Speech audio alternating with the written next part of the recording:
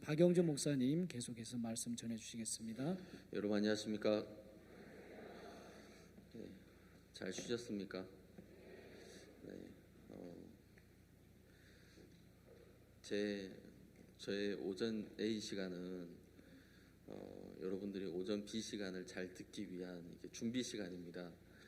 그래서 여러분들 피곤하시면 주무셔도 되고 누워서 코만 안 고시면은 제가 아무 말씀 안 드리겠습니다. 아 목사님 왜 주무세요? 아 B 시간 말씀 잘 들으려고요. 그러면 제가 다 용서해 드릴 테니까 한 시간 편하게 말씀 들으시면 좋겠습니다. 이 시간에는 저희가 신약성경 마태복음 22장에 있는 말씀 다 같이 보겠습니다. 신약성경 마태복음 22장입니다.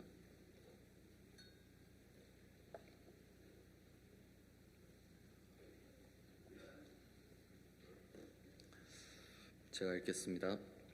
예수께서 다시 비유로 대답하여 가라사대 천국은 마치 자기 아들을 위하여 혼인잔치를 베푼 어떤 임금과 같으니 그 종들을 보내어 그 청한 사람들을 혼인잔치에 오라 하였더니 오기를 싫어하거늘 다시 다른 종들을 보내며 가로되 청한 사람들에게 이르기를 내가 오찬을 준비하되 나의 소와 살찐 짐승을 잡고 모든 것을 갖추었으니 혼인잔치에 오소서 하라 하였더니 저희가 돌아보지도 않고 하나는 자기 밭으로 하나는 자기 상업차로 가고 그 남은 자들은 종들을 잡아 능욕하고 죽이니 임금이 노하여 군대를 보내어 그 살인한 자들을 진멸하고 그 동네를 불사르고 이에 종들에게 이르되 혼인잔치는 예비되었으나 청한 사람들은 합당치 아니하니 사거리 길에 가서 사람을 만나는 대로 혼인잔치에 청하여 오너라 한데 종들이 길에 나가 악한 자나 선한 자나 만나는 대로 모두 데려오니 혼인잔치에 손이 가득한지라 임금이 손을 보러 들어올새 거기서 예복을 입지 않은 사람을 보고 가로되 친구여 어찌하여 예복을 입지 않고 여기 들어왔느냐 하니 저가 유구무원이오늘 임금이 사환들에게 말하되 그 수족을 결박하여 바깥 어두움에 내어 던지라 거기서 슬피 울며 이를 갈미 있으리라 하니라. 청함을 받은 자는 많되 택함을 입은 자는 적으니라. 14절까지 읽었습니다. 한국 사람들은 지혜가 굉장히 많은 것 같습니다. 한국에 이제 많이 전해 내려오는 이야기 중에 그 봉이 김선달 그 대동강물을 팔아먹은 제가 얼마 전에 봉이 김선달의 또 다른 이야기를 하나 들었습니다. 그 김선달 아내가 이제 감을 이제 그 홍시로 만들잖아요. 그냥 감을 단감으로 파는 것보다 홍시를 만들어서 팔면은 이제 값어치가 더 있으니까 이걸 홍시로 만들었어요. 근데 이거를 만들다가 조금 이게 잘못 만들면 감이 신다 그러나요? 이게 이제 상하는 건 아닌데 이게 쉬어가지고 이게 새콤해지잖아요. 그래가지고 아내가 막 아침에 오니까 울상인 거예요. 김선달이 왜 그러냐 물어보니까 이 감이 내가 며칠 좀 알아서 누웠더니 감도 아픈지 쉬어버렸다고. 이걸 어떻게 해야 되겠냐고 막 너무 이거를 팔아서 장날에 이걸 팔아가지고 돈을 잘 벌어야지 또 이제 겨울철에 좀 그나마 잘 지낼 수 있는데 이게 안 되는 거예요. 걱정을 하고 있으니까 김선달이 걱정하지 말라고 내가 다 팔아줄 테니까 아무 걱정하지 말라고. 장날에 이제 그 홍시를 쉬어버린 홍시를 가지고 이제 나갔어요. 그래서 이제 상인들이 장사하는 사람들이 이제 와서 이제 홍시 하나 먹으려고 이제 홍시 얼마냐 물어보고 이제 하는데 아내가 옆에서 대답을 못 하는 거예요. 홍시가 다 쉬어버렸으니까. 가지고 김선달이 나와서 있기는 한데 있는데 왜 안 파냐 왜 안 팔려 그러냐 근데 우리 집에서 파는 이 홍시는 이게 한양식 홍시라 가지고 이 한양식 홍시에는 식초를 쳐서 먹는다고. 그래서 장사하는 사람들이 이제 약간 자기들을 무시하는 것 같아요. 우리도 한양 자주 다니는데 나도 그거 먹어봤다 그러면서 가져오라고. 그래가지고 그 신홍 씨를 다 팔고 행복하게 살았다는 이야기가 있습니다. 저도 그 이야기 듣고서 야 정말 대단하다. 그 한 번은 이제 제가 중국 북경에 간 적이 있습니다. 거의 한 10여 년 정도 전에 일이었던 것 같은데 한 번은 이제 북경에 이제 시내를 이제 저녁에 어디를 뭐 볼 일이 있어서 간다고 가는데 거지들이 자꾸만 오는 거예요. 그 옆에 이제 지금은 그 사역을 하고 있는 오성혁 선교사님, 그때는 이제 젊은 형제 학생이었죠. 옆에서 거지들한테 굉장히 냉정하게 대하는 걸 막 발로 차고 손 막 이렇게 뿌리치고, 저희가 야, 너 왜 그래? 그래도 불쌍한데 좀 그냥 하나 줘서 보내. 목사님 그러면 안 됩니다. 주면은 큰일 납니다. 그래서 저희가 너무 근데도 막 계속 오는 거예요. 계속 거의 한 1km를 따라오는 거예요. 막 달라고 손 잡고 뿌리치면 또 와서 또 잡고, 얼마나 힘들면 저러겠냐. 그래가지고 하나 주라 그래서 이게 마지 못해서 하나 줬어요. 그러더니 너무 좋아가지고 가는 거예요. 봐라 저렇게 좋아하는데. 한 100m를 가니까 한 3명이 또 오는 거예요. 3명이 오는데 그때부터는 얘네들이 안 주니까 발목을 잡더라고요. 손으로 이렇게 해서 발을 딱 잡는 거예요. 그래가지고 저희는 도망갔죠. 도망가고 이제 오성이가 전사하면 잡혀가지고 거지들한테 이렇게 10몇 년도 전의 일입니다. 잡혀가지고 막 그냥 진짜 막 걸어가는데도 질질 끌려가지고 한 번 주니까 이 사람은 또 준다.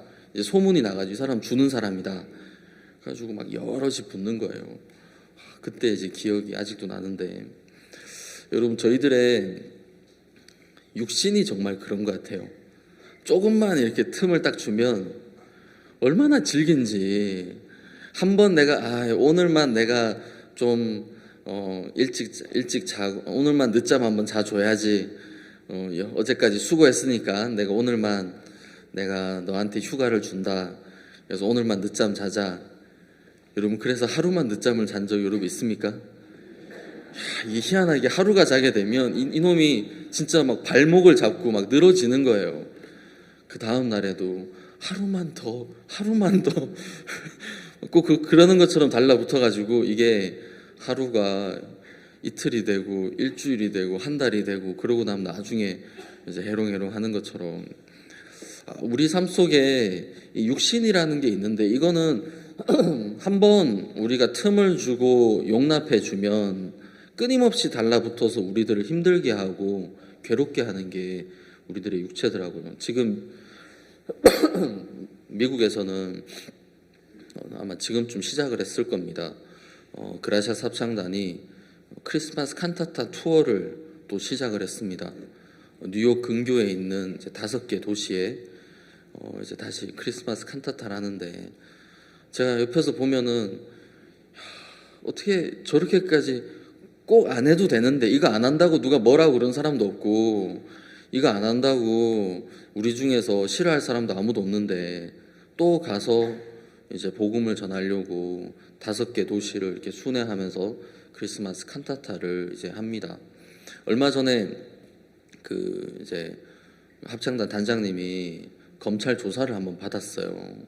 그래가지고 저도 이제 같이 이제 가서 옆에 있었는데, 들어보니까 이제 합창단에서 쓴 돈에 대해서 전부 다 소명, 그러니까 하나하나에 대해서 이거는 뭐 했었고 이건 어디서 들어왔고 이건 뭐 했어, 그거를 다 밝히라는데 2005년부터 2015년까지 총 금액이 이제 입출금을 합쳐서 이제 40억이라는 거예요. 그래가지고 이거를 무슨 수로 2005년, 여러분 2005년도에 그 12월 23일에 12만 3천 원 어디다 썼는지 아세요? 그렇게 물어보면 어떻게 알아요? 2009년도 3월 27일에 23만 7천 원 어디다 쓰셨습니까? 그러면 어떻게 할 수 있습니까? 그걸 이제 다 밝히라는 거예요. 그러다가 누가 저한테 이제 문자를 하나 보내줬어요. 보내줘서 제가 이제 그 내용을 받아서 제가 더 이제 화가 났어요.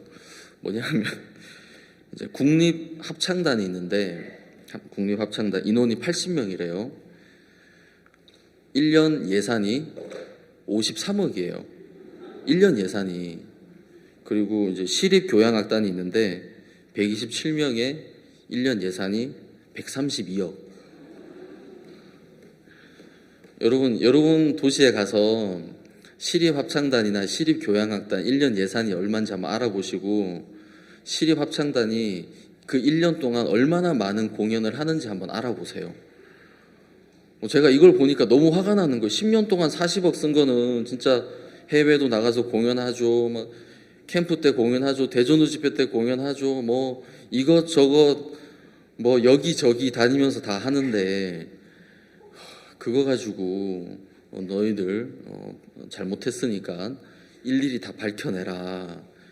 너무 막 화가 나더라고요. 근데 화가 나는 반면에 너무 감사한 것 중에 하나가 이제 다른 데서는 이제 뭐 이렇게 예산을 뭐 53억, 132억 잡으면 거의 3분의 2가 인건비로 다 나가는 겁니다. 공연 준비한다, 뭐 이렇게 해가지고 다 나가는데 저희는 진짜 물질이나 이런 거 타협하지 않고 정말 복음을 위해서 이제 노래를 부르고 찬양을 드리고 그러는 동안 하나님께서 합창단을 많이 복되게 해주시고 또 많은 축복을 주시고 저희 선교회에서 합창단이 차지하는 비중이 여러분 얼마나 큽니까 사실. 해외에 있는 캠프며 대전도 집회며 또 상상해 보세요. 해운대 그 큰 무대에 합창단 없이 우리가 콘서트를 한다. 굉장히 어색할 건데 합창단이 있으니까 모든 무대가 가득 채워지고 어디서 우리가 이제 복음을 전하든지 합창단이 함께하고 제가 합창단이랑 친한 형제들이 몇 명 있어요. 그 형제들 보면 한 번씩 진짜 불쌍한 생각이 들어요. 제가 물어봐요. 1년에 집에 몇 번 가냐. 목사님 1년에 몇 번이 아니라 저는 2년에 한 하루나 이틀씩 갑니다.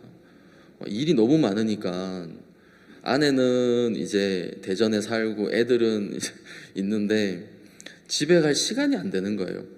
워낙 행사도 많고 또 공연도 많고 여러분 다른 뮤지컬이나 오페라 하는 그런 팀들은 한 일주일 공연하기 위해서 몇 달을 준비합니다. 근데 합창단은 그냥 공연을 계속 이어가고 또 쉬는 시간 또 짬짬이 준비하고 크리스마스 칸타타 준비하려면 새벽 3시, 4시까지 잠 안 자고 준비하고 그리고 또 다시 아침에 일어나서 아침 먹고 또 하루 일과 가지고 제가 옆에서 보면 정말 제가 목사지만 너무 부끄러울 때가 많고 제가 어떤 말씀을 드리고 싶냐 하면 제가 오늘 그 마태복음 22장 여러분들이 아주 잘 아시는 말씀입니다. 이제 우리가 이제 이 왕이 있죠. 임금이 그 아들의 혼인잔치에 사람들을 초청을 했습니다. 그 안에 들어갈 수 있는 사람과 들어가지 못하는 사람 거기에 대해서 좀 이야기를 해보고 싶습니다. 여러분 저희는 한국은 굉장히 잘 사는 나라죠. 정말 잘 사는 나라입니다. 세계 어디를 가도 잘 사는 나라입니다. 여러분 미국 사람들이 사는 것보다 한국 사람들이 훨씬 더 잘 산다고 하시면 여러분 아마 안 믿으시겠지만 정말 한국 사람들이 더 잘 살고 더 잘 지냅니다. 세계 어느 나라보다도 더 잘 지내는 사람들이 한국 사람들인데 만약에 여러분들이 누가 들으시면 실망할지 모르지만 만약에 뭐 아프리카에 있는 어떤 나라와 여러분 국적을 바꿀 수 있는 기회가 왔다. 그럼 여러분 바꾸시겠습니까? 왜요? 여러분 아프리카 싫어하세요? 아프리카 무시하시는 겁니까? 만약에 우리가 한국이랑 국가 이름을 얘기하면 이제 선교사님들 시험 들 수 있으니까 어떤 한 이제 나라와 내가 국적을 바꿀 수 있는 기회가 왔다. 그러면 웬만한 분들은 웬만큼 그 나라를 사랑하지 않고서는 국적을 바꾸려고 하지 않으실 겁니다. 왜냐하면 한국에 있는 그 자체로 우리가 누리는 혜택이 너무 많고 받는 게 너무 많잖아요. 여러분, 내가 만약에 그 국적을 선택할 수 있는, 내 마음의 국적을 선택할 수 있는 기회가 왔어요. 내가 하나님의 왕국에 들어가서 그 나라의 백성이 될 수도 있고, 아니면 박영주라는 나라의 백성이 될 수도 있어요. 그럼 여러분 무엇을 택하겠습니까? 박영주 나라의 시민이 되겠습니까? 아니면 하나님 나라의 시민이 되겠습니까? 여러분, 저 싫어하세요? 왜 제 백성이 안 되고 이게 그냥 이게 제 이야기가 아니라 여러분들 한 사람 한 사람이잖아요. 그러니까 내 나라의 백성이 되겠느냐 아니면 하나님 나라의 백성이 되겠느냐 그거잖아요, 사실. 근데 하나님 나라의 백성이 되려면 어떻게 해야 됩니까? 저는 지금 이제 미국 시민권이 있습니다. 그래서 만약에 남북 전쟁이 일어나면 트럼프 대통령이 저를 몰래 빼가지고 미군 기지로 옮긴 다음에 군용기로 저를 미국으로 데리고 갈 겁니다. 아마도 그럴 겁니다. 이제 그렇게 한다고 하더라고요. 만약에 저한테 음료수라도 하나 사주시면 제가 전쟁이 일어나기 전에 카톡 하나 보내드리겠습니다. 제가 지역장 목사님들한테 목사님 제가 미군 부대로 소환이 되면 카톡 보내드리겠습니다. 제가 원래는 이제 한국 국적이 있었어요. 그래서 이제 아버지가 미국 가셔서 이제 선교를 하시다가 이제 영주권을 받고 저희 가족이 영주권을 받았습니다. 영주권을 받고 나면 5년이 지나고 났을 때 시민권 신청을 할 수 있어요. 그래서 신청을 해서 제가 시민권을 받았고, 그래서 받고 나니까 저희 아이들도 다 미국 시민이 됐습니다. 근데 제가 미국 시민권을 받기 전에 해야 되는 게 꼭 한 가지 있는데, 받을 때 한국 시민권을 포기를 해야 돼요. 그러니까 사람들이 볼 때 그렇죠. 한국에서 볼 때는 이제 한국에서 한국 시민권을 가지고 미국 시민권이라고 하면서 나는 미국 시민권이다. 그래서 나는 군대 안 가도 된다. 그러면 안 되잖아요. 그래서 특별히 이제 남자들에 대해서는 한국 시민권을 포기를 해야 되는데, 이걸 포기하면 이제 뭐 의료보험이나 뭐 여러 가지 한국에서 받을 수 있는 혜택들이 없어져 버려요. 그래가지고 지금 제가 한국에 살고 있는데 불편한 게 굉장히 많습니다. 그래서 요즘 의료보험법이 바뀌어가지고 외국인들에 대해서는 의료보험이 굉장히 비싸요. 그래서 한 달에 거의 한 20만 원씩 보험료를 내고 있어요. 되게 비싸죠. 돈 버는 것도 없는데 그거 내니까 월급의 절반이 없어져 버리더라고요. 그래서 난 병원 안 갈 테니까 안 내면 안 되냐. 보험법이 바뀌어서 외국인들은 다 내야 된다. 그래가지고 지금 막 다시 한국을 떠나야 되나 지금 이제 그러고 있습니다. 제가 미국 시민이 되려면 한국 시민인 것을 포기해야 되는데, 한국 시민을 포기한다는 건 한국에서 가지고 있는 책임도 포기하지만 한국이 저에게 주는 모든 혜택을 포기하는 거잖아요. 저희가 하나님의 나라에 내 마음이 하나님 나라의 백성이 되면, 하나님 나라의 시민이 되면 하나님 나라에서 주는 그 모든 혜택을 우리가 받을 수 있게 되는 건데, 근데 그 혜택을 받기 위해서는 오늘 저희가 임금님이 그 이제 어떤 임금이 아들을 위해서 혼인 잔치를 베풀었을 때 혼인 잔치에 참석한 사람들, 예복을 입은 사람과 입지 않은 사람으로 이제 나누어집니다. 예복을 입었다는 것은 자기가 입고 있는 옷을 벗고 임금님이 왕이 주는 옷을 입은 거잖아요. 내가 주는 옷이 뭐 그게 좋은 것이든 안 좋은 것이든 나에게 맞든 안 맞든 상관없습니다. 예복이 내가 보기에 좋고 스타일이 좋고 뭐 나한테 핏이 딱 맞아서 좋은 옷이고 그거 상관없이 예복을 입은 사람은 이 나라에 함께 할 수 있는 거고, 예복을 입지 않은 사람은 들어왔다 하더라도 임금이 왕이 주는 그 혜택을 누릴 수 없는 사람이 돼버리더라고요. 저희가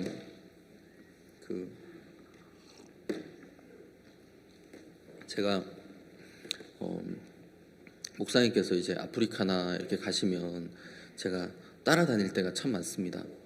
사실 뭐 제가 간다고 뭐 도움이 되는 것도 아니고 저는 그냥 같이 이렇게 따라다니고 필요하면 한 번씩 통역하고 또 가방도 한 번씩 들었다가 또 이제 낮잠도 잤다가 저도 비행기 있는 거 되게 좋아하거든요. 밥 주죠, 영화 보여주죠, 잠도 재워주죠. 막 옆에서 와서 괴롭히는 사람도 없죠. 비행기에 있으면 그래서 최대한 비행기 시간을 즐기기 위해서 비행기 딱 타면 저는 옷을 갈아입어요. 잠옷으로. 그래서 티셔츠, 반바지를 딱 잘 준비해가지고 그리고 모든 세상과 이제 다 소통을 끊어버립니다. 안대하고 마스크하고 귀마개하고 이제 모자 쓰고 이제 목베개 해가지고 이제 그때부터 이제 못다 취한 다 취하지 못한 그 수면을 비행기에서 다 취하는데 그래서 비행기 한번 타고 오면 되게 건강해져요. 제가 이렇게 목사님과 다니면서 제일 좋은 게 뭐냐 하면 제 마음이 어려울 때, 제 마음에 근심이 있을 때 목사님 제가 이런 게 어렵습니다. 그러면 목사님께서 이렇게 말씀을 짧게 교제도 해주시고 말씀도 주시면 그 말씀이 제 마음에 있는 어려움을 없애버려요. 그러면 여러분 얼마나 좋겠습니까? 여러분 마음속에 문제가 오고 두려움이 오고 부담이 오고 어려움이 오고 절망이 오고 정말 막 힘든 일이 와요. 근데 이게 어려움이 있다고 사람들이 불행하게 사는 게 어렵고 불행하게 사는 게 아니더라고요. 제가 얼마 전에 그 최홍열 형제님 강연하는 걸 한번 들었습니다. 강연하시기 전에 영상을 하나 보여주더라고요. 7살 때 이제 소아마비가 걸려서 그때부터 지금까지 이제 휠체어에서 생활을 해 오는데 어느 날 이제 구원을 받고 삶이 이제 완전히 변했어요. 유일하게 쓸 수 있는 몸은 다리 하나, 발 하나. 이제 그걸로 이제 그림도 그리고 한 번씩 그걸로 짜장면도 먹어요. 짜장면도 먹을 때면 이제 바닥에다가 비닐 쫙 다 깔아놓고 짜장면이 뭐 얼굴에다가도 묻고 몸에도 묻고 그러면서 이제 먹는데, 근데 그분이 이제 그 영상에서 인생은 여행이랑 똑같다. 우리가 여행을 하는 도중에 좀 어려움이 오고 문제가 온다고 사람들이 불행해 하느냐, 절망에 빠지느냐, 그렇지 않다.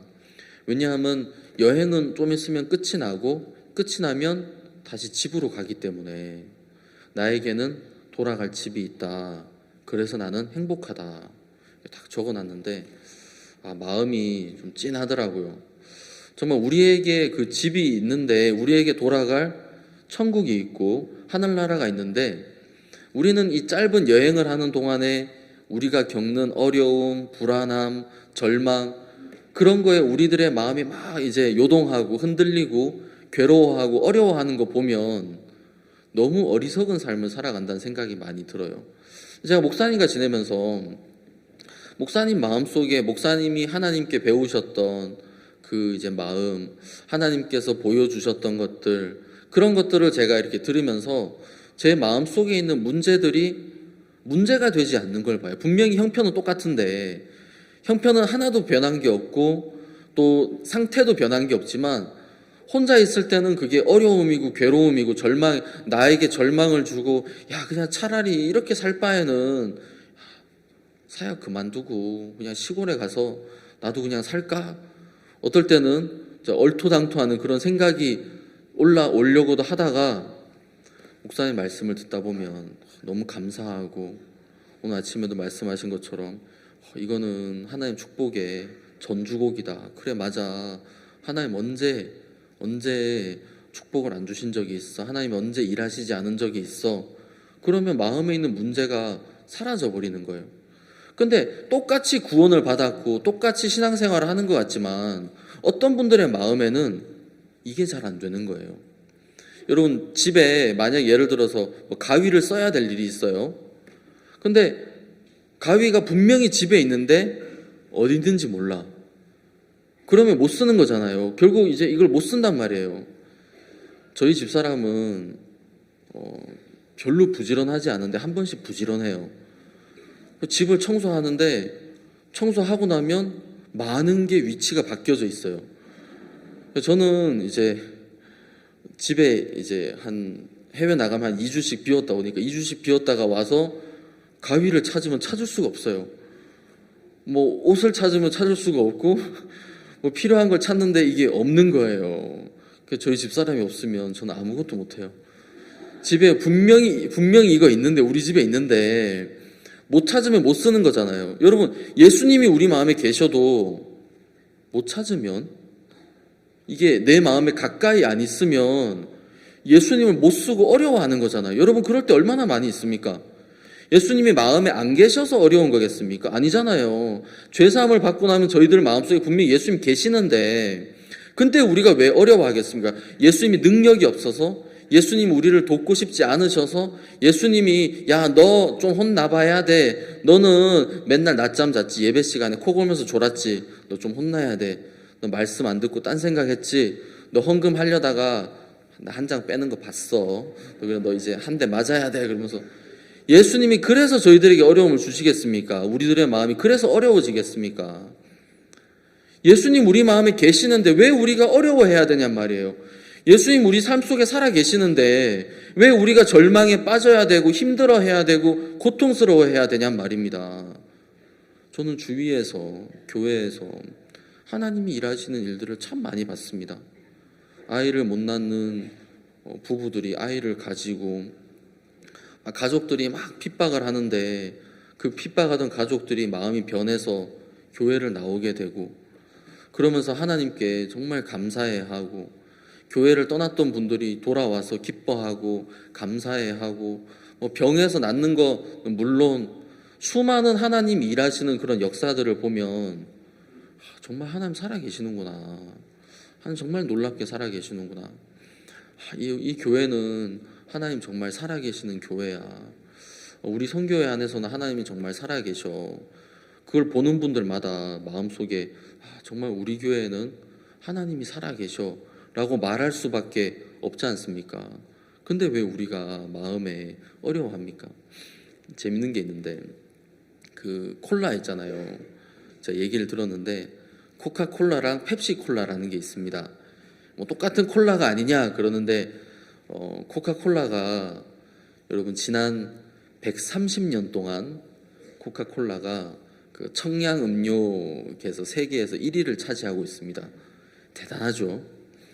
콜라에서는 이제 펩시가 그 이제 2등을 쫓아가는데, 펩시가 한 번은 이제 1등을 다시 노려보려고 펩시 챌린지라는 걸 했어요. 그게 뭐냐 하면 사람들이 이렇게 모아가지고 이제 콜라를 이제 한 컵씩 다 나눠서 줍니다. 한 컵에는 코카콜라, 한 컵에는 펩시콜라.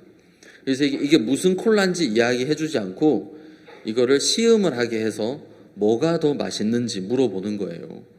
그러면 한 3분의 2 정도 되는 사람들이 펩시콜라가 더 맛있다고 한대요.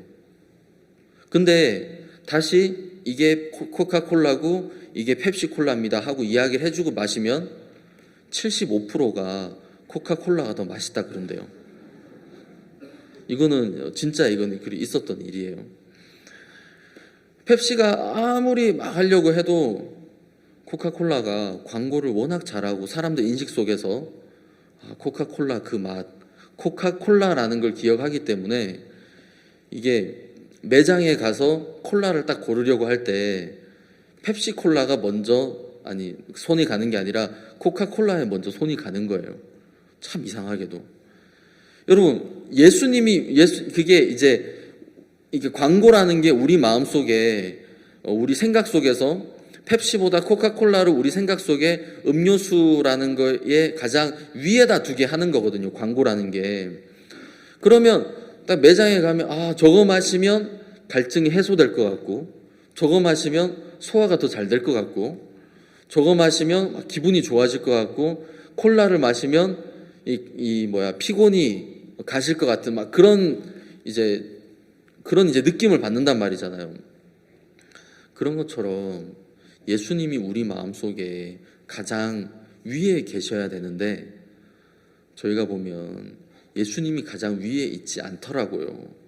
예수님이 가장 위에 계셔서 내가 언제든지 예수님을 만나게 되고 내가 하나님의 종을 찾게 되고 하는 예수 그리스도의 뜻을 찾게 되고 예수 그리스도의 마음을 찾게 된다면, 그러면 그 예수님의 능력이 정말 내 마음 안에서 힘이 되고 예수님의 능력이 내 마음 안에서 절망을 없애주고 예수님의 그 능력이 나를 이끌어가서 복된 길로 이끌어가지 않겠습니까? 여러분, 정말 저희들은 어리석게 살아갈 때가 참 많이 있습니다. 한 번씩 교회에서 이제 다단계를 한다는 분이 계세요.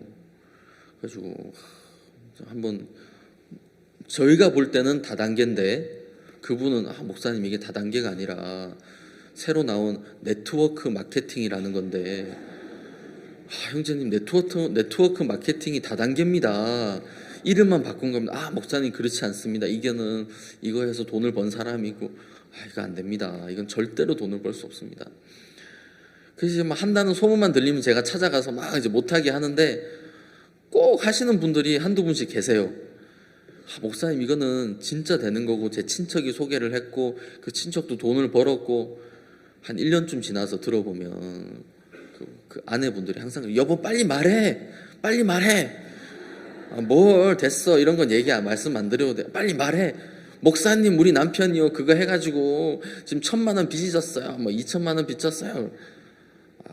얘기 들어보면 처음에는 한두 달 이제 돈 잘 받다가 그 다음부터는 이제 돈이 안 되고 또 계속 이게 회비처럼 내는 게 있더라고요. 물건을 사던가.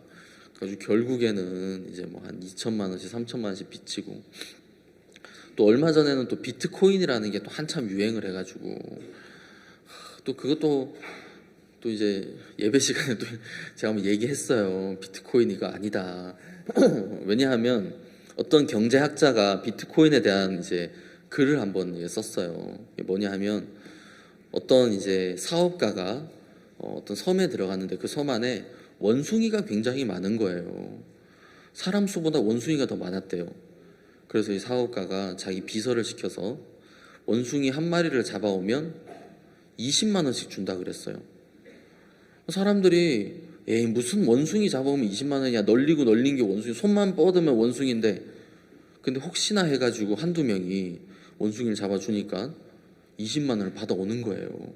이 사람들이 막 좋아가지고 이제 이제 계속 원숭이를 잡고 소문도 내니까 점점 원숭이를 많이 이제 잡게 되죠.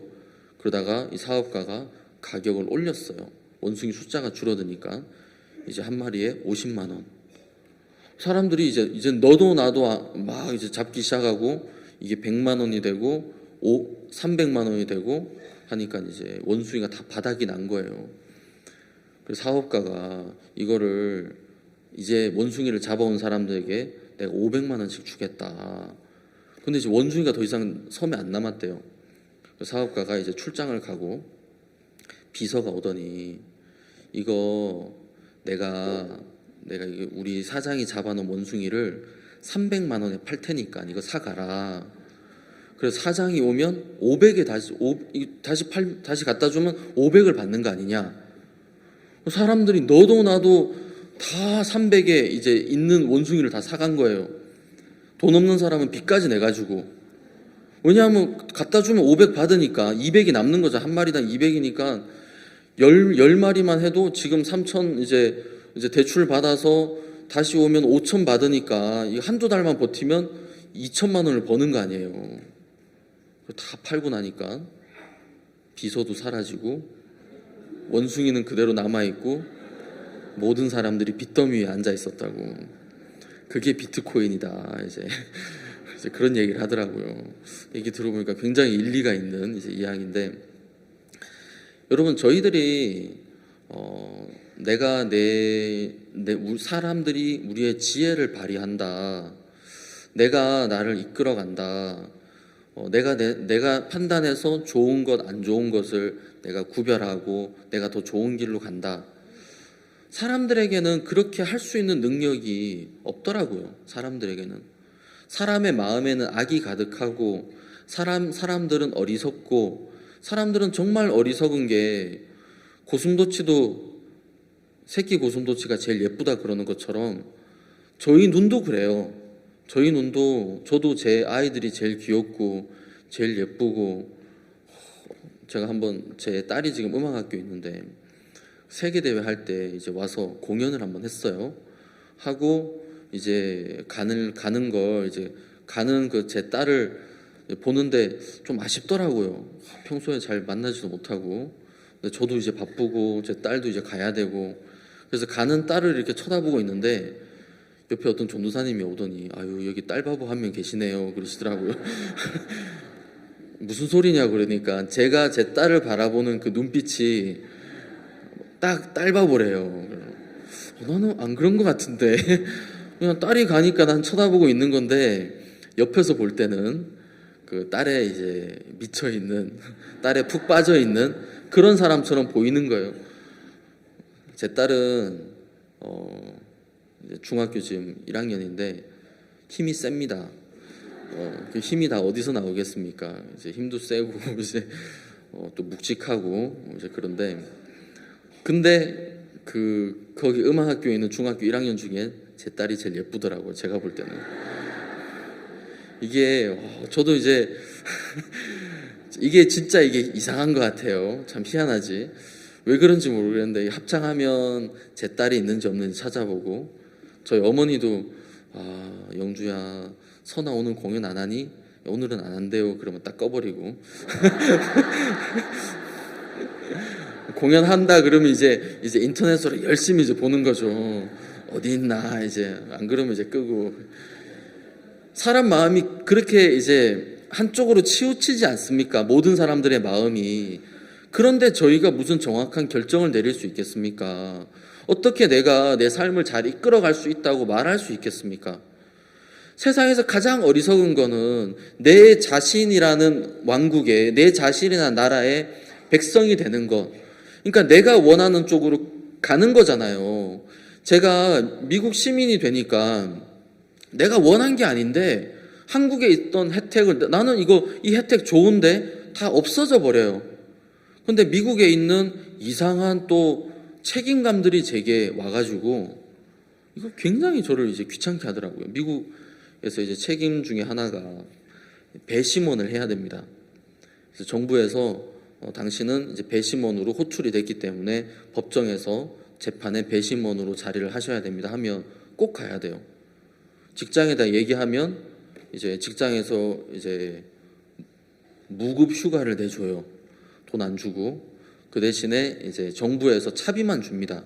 집에서 법정까지 거리 계산해가지고 딱 그만큼 기름값밖에 안 줘요. 이거는 의무기 때문에. 그러면 어떨 땐 진짜 제가 한번 재판을 딱 걸렸는데 5번을 하더라고요. 그러니까 5일을 빼가지고 가가지고 계속 앉아서 둘이서 막 싸우는 걸 듣는 거예요. 자동차 파는 이제 그 차 파는 이제 대리점이랑 옆에 석유 회사랑 석유가 뭐 문제가 있어가지고 자동차 파는 가게 석유가 다 뛰어가지고 차 가격이 떨어져서 그 손해배상을 해달라. 근데 이제 뭐 석유 가게는 손해가 별로 크지 않다. 뭐 차 파는 데는 손해가 많다. 그거 가지고 싸우는데 그게 나랑 무슨 상관이에요. 그냥 대충 마무리하면 되겠는데 막 사람 불러서 증인하고 그래 계속 이제 저희들 한 20명 되는데 매 한 5일을 나와가지고 배심원을 하고 저희가 손해액을 정해요. 그때는 재밌더라고요. 석유 회사의 나쁜 놈들이네. 그럼 이제 올리면 판사가 이제 그 배심원 편을 들어주거든요. 그런 게 있어요. 그런 귀찮은 이제 의무들 그런 건 이제 해야 되는 거예요. 제가. 근데 우리가 하나님의 나라의 백성이 되면 하나님 나라에서 결정하는 것들을 우리가 따르게 되는 거잖아요. 하나님 나라에서 우리는 이쪽으로 가겠다 그러면 같이 가게 되는 것이고 근데 만약에 내가 내 마음의 왕이 되고 임금이 된다면 내가 가는 길을 내가 결정하는 것이고 내가 가는 길을 내가 판단하는 것이잖아요. 여기에 왕이 그 사람들을 초대했을 때 초대받은 사람들 중에 예복을 입지 않은 한 사람이 있었습니다. 이 사람은 왠지 모르겠지만 아마 자기 옷이 더 좋았는지 예복이 맞지 않았는지 무슨 이유인지 모르겠지만 예복을 입지 않고 그 자리에 같이 있었습니다. 근데 어느 나라도 그렇습니다. 그 나라를 미워하고 그 나라의 결정을 싫어하고 그 사람은 그 나라에서 주는 혜택을 받지 못하게 됩니다. 결국에는 특히 하나님의 나라는 더 그렇단 말입니다. 여기에서 이 왕이 불렀는데 예복을 안 입었다는 건 나는 내가 좋은 길을 가겠습니다. 나는 나한테 맞는 것을 입겠습니다. 나는 내가 편한 자리에 내가 앉고 내가 편한 자리에 있겠습니다. 이제 그런 말이잖아요. 여기에 오면 앉으라는 곳에 앉아야 되고 입으라는 옷을 입어야 되고 내 옷이 아무리 나한테 잘 맞아도 그것을 벗어야 되고 그것이 내 신분이 내가 아무리 높은 신분에 있다고 해도 예복을 입으면 똑같은 예복을 입으면 신분이 다 같아지는 거잖아요. 그 전에는 뭐 내가 상인이 될 수도 있고 천민이 될 수도 있고 내가 또 관원이 될 수도 있고 그런 옷에 따라서 계급이 달라지지만 왕이 주는 예복을 입으면 다 똑같은 사람이 돼버리는 거예요. 그 안에서는 내가 전에 더 돈이 많았다고 여기서도 내가 그런 사람이 아니라 예복을 입지 않은 사람 같이 못하더라고요. 근데 이제 중요한 건 이겁니다. 내가 나라는 사람의 백성으로 살아가는 게 좋으냐 아니면 하나님 나라의 백성으로 살아가는 것이 더 나에게 유익한 것이냐.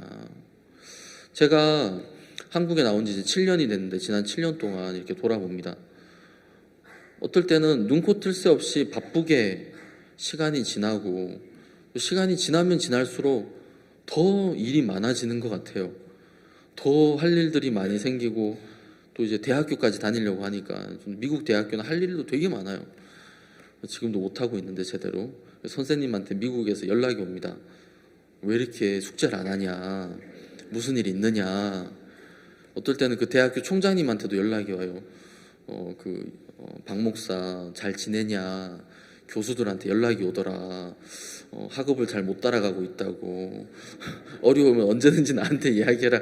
그러면서 총장님도 한 번씩 연락 오시고 아주 제가 굉장히 지금 문제아로 이제 찍혀 있습니다. 이제 일은 많은데 제가 이렇게 돌이켜 보면 그런 문제 속에서 내 마음이 어려웠다, 힘들었다 그렇게 생각이 든 적이 있는가?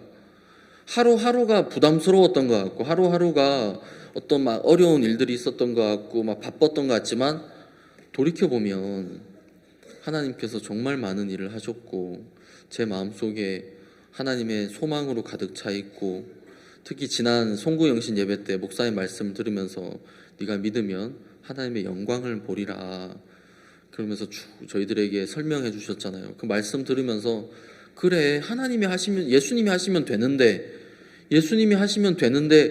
그 말씀을 계속 하시니까 제 주위에서도 문제들이 이게 그 말씀 예수님이 하시면 됩니다라는 말씀이 한 번 전해질 때마다 문제들이 하나씩 없어지는 거예요. 마음속에서 그래 이 문제도 예수님이 하시면 되지 이 문제도 예수님이 하시면 되지 이 문제도 예수님이 하시면 되지 이제 남은 건 내가 믿는 것밖에 없구나.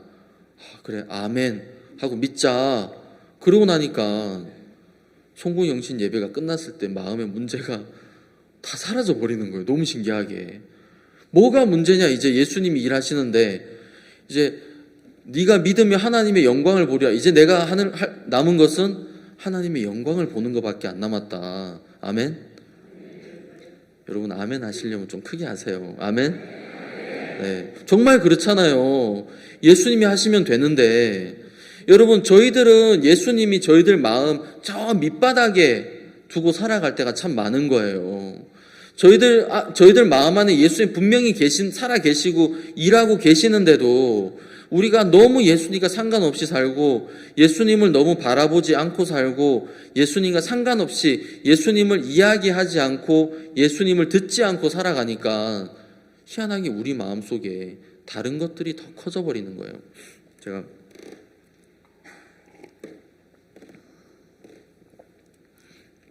형제 자매님들이 하도 전도를 잘 안 하셔가지고 제가 한 번은 유튜브를 이렇게 뒤져봤어요. 유튜브에 전도를 잘하는 방법 치면 안 나옵니다. 그래서 혹시 영업을 잘하는 방법 그래가지고 유튜브에서 이제 영업하는 사람들의 그 비결 그거를 이제 한번 이제 제가 들어봤어요. 여러분 영업이랑 전도랑 어떻게 보면 좀 비슷할 것 같더라고요. 그래서 영업을 잘하는 비결.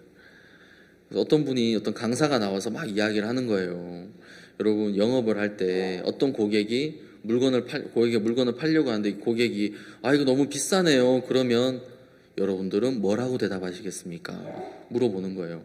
어떤 사람은 아닙니다. 이거 비싸지 않고 이렇게 좋은 물건입니다. 그 값어치를 합니다. 막 이렇게 대답을 한다는 거예요. 그래서 틀렸습니다. 그러면서 첫째로 여러분 아닙니다. 그러면 고객과 내가 생각이 다르다는 거잖아요. 나는 다르다. 그러면 그때부터 고객과 연결고리가 끊어지는 거예요. 고객들은 너랑 나랑 다르네, 생각이 다르네. 그러면 이제 물건을 안 사게 된다는 거죠. 비싸다. 그런 단어 쓰면 안 된다. 그러면 비싸다라는 게 남는다는 거예요. 여러분 어디 가서 다 강연 듣고 나서 만약에 강사가 여러분 오늘 바쁘신데 와주셔서 감사합니다. 수고 많이 하셨습니다. 그러면 어떤 생각이 남냐면 오늘 바쁜데 내가 왔어. 내가 수고했어. 근데 그렇게 말하는 것보다 다 끝나고 나서 오늘 너무 유익한 시간이 됐던 것 같습니다. 여러분들과 정말 즐거운 시간을 보냈습니다. 감사합니다. 그러면 사람들 인식에 유익하고 즐거운 게 남는다는 거죠. 그 말 들어보니까 일리가 있더라고요. 그게 무슨 뜻이냐 하면 여러분 저희들 마음속에 사단이 많은 생각을 넣어줍니다. 근데 그 생각을 넣어줄 때 그 사단은 예를 들어서 물건을 파는 사람에게 비싸다라고 말하는 것처럼 똑같은 건데도 비싸다고 하면 이게 내 마음에 비싼 게 되는 거예요. 내가 복음의 일을 하고 믿음으로 달려나갈 때 사단은 항상 이거 부담스러운 거야. 그런 마음을 넣어줘요. 그러면 저희는 뭐라고 이야기해야 되냐면 아니야, 그렇지 않아. 그게 무슨 뜻이냐면 나는 너랑 생각이 달라. 그 말이잖아요. 근데 맞아, 이거 부담스러워. 하지만 해야 돼. 여러분 대부분 그렇게 하시죠? 이거 어려워. 하지만 해야 돼. 그러면 어렵다, 부담스럽다라는 게 우리 마음속에 이렇게 자리를 잡기 시작합니다. 꼭 우리가 코카콜라 광고 보는 것처럼 그냥 이걸 그대로 받아들이면요. 이게 내가 무의식 중에서 오늘 여러분 수고 많이 하셨습니다. 그러면 수고했다라는 게 마음의 자리를 남아요. 나에게 굉장히 유익하고 나에게 좋은 거라고 해도 오늘 강의를 들어서 내가 이 강의 때문에 내가 큰 힘을 얻어도 여러분 바쁘신데 와주셔서 감사합니다. 내가 오늘 바쁜데 시간을 내서 왔어. 그러면 이제 바쁜 시간을 냈다라는 게 마음에 생각에 남게 된단 말이에요. 사단은 우리에게 그렇게 하나씩 그런 생각을 넣어주는 거예요. 바쁘다, 부담스럽다, 어렵다, 힘들다, 안 될 것 같다, 이거 하면 문제가 있을 것 같다, 이거 하면 어려워질 것 같다. 우리가 똑같은 일을 해도 그 생각을 그대로 받아들이고 일을 하면 여러분 우리 마음에는 이게 꼭 어떤 방과 똑같아서 그런 생각을 받아들이면 받아들이는 만큼 예수님이 계실 공간이 줄어든다는 것을 여러분은 기억을 하셔야 됩니다. 부담스럽다는 걸 받아들이면 예수님의 마음이 그만큼 우리 마음에서 차지하는 비중이 작아져 버리는 거예요. 이거 어렵다라는 걸 받아들이면 내 마음속에 예수님의 마음이 자리 잡을 공간이 줄어들어 버리는 거예요. 이거 그렇지 않아. 절대로 하나님이 하시는 일은 절대로 그렇지 않았어. 이건 어려움이 아니라 하나님이 주시는 축복의 전주곡이야. 이건 하나님께서 하나님의 역사의 전주곡이야. 이건 하나님께서 일하실 조건이야. 그렇게 받아들이기 시작하면 저희들 마음속에 예수님이 밑에 있었던 예수님이 점점 우리들 마음의 위로 올라오게 돼서 내가 어려울 때 손을 딱 뻗으면 예수님이 손에 닿고 내가 문제가 있을 때 내 마음의 손을 딱 뻗으면 예수님의 마음이 내 손에 딱 잡혀서 바로 그거를 꺼내 쓸 수 있다는 거죠. 여러분 우리 집에 가위가 있고 아무리 좋은 게 있으면 뭐합니까? 찾을 수 없으면 아무 소용없는 거잖아요. 우리 마음속에 예수님 계셔도 내가 내 부담이나 생각이나 나의 좋은 것이나 이런 것들로 내 마음을 가득 채워놓고 있어서 예수님을 찾을 수가 없으면 내가 어려울 때 예수님 계셔도 어려움을 당하게 된단 말입니다. 우리들 마음속에 예수님 분명히 계시고 예수님은 일하고 싶어 하십니다. 지금도. 그게 예수님의 마음입니다. 탕자의 마음속에 제가 어제 말씀드렸지만 탕자에게 아버지가 분명히 계셨고 아버지는 모든 걸 준비해 놓고 기다리고 계셨습니다.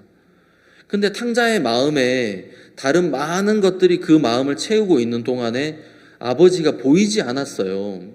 근데 탕자가 가지고 있는 것들이 하나씩 없어지면서 그 마음 깊숙이 있었던 아버지가 기억이 났단 말입니다. 줄여 죽게 되니까, 아무것도 남지 않게 되니까. 그래, 아버지는 품꾼들에게도 후하게 주시는 분이었지. 저 사람은 일도 못하고 내가 볼 때 저 사람은 게으르고 그런 사람들에게도 아버지는 아끼지 않고 음식을 주시는 분이었어. 그러면서 그 사람들을 품어주는 분이었어 하면서 그 탕자의 마음속에 아버지가 점점 위로 올라오게 되니까 그 아버지가 그 마음이 둘째 아들을 돼지우리에서 아버지의 집으로 옮겨버리더라고요. 그때는 옮겨지니까 둘째 아들의 모든 문제가 다 사라지는 것처럼 하나님 저희들 마음속에서도 그렇게 일하고 계시는 것입니다. 여러분, 오늘 마태복음 22장의 혼인잔치에 대한 이야기를 잠깐 제가 읽었습니다. 여기에 예복을 입은 사람, 예복을 입지 않은 사람. 예복을 입은 사람은 그 옷이 자기에게 아마 맞지 않을 확률이 훨씬 더 많았겠죠. 다 같이 준비된 거니까. 자기가 보기에 이건 내 스타일이 아니고 나에게 맞지 않는 옷, 나에게 어색한 옷, 나에게 작은 옷, 나에게 너무 큰 옷. 여러분, 어떨 때는 우리가 볼 때 하나님 우리에게 입혀주시는, 하나님이 해주시는 말씀이 꼭 예복과 같다라는 생각이 많이 듭니다. 나에게 맞지 않는 것처럼 보일 때가 참 많은데, 여러분, 그걸 우리가 입지 않으면 하나님 나라에서 나오는 그 음식과 식물과 그 능력과 그 영향을 우리가 받지 못하게 되는 것입니다.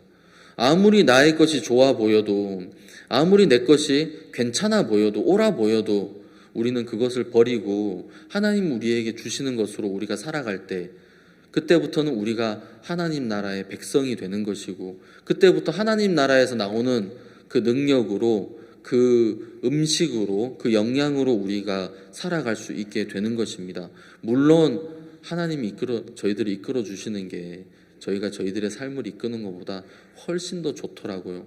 그렇게 저희가 하나님께 은혜 입기를 바라는 마음에 잠깐 말씀드렸습니다.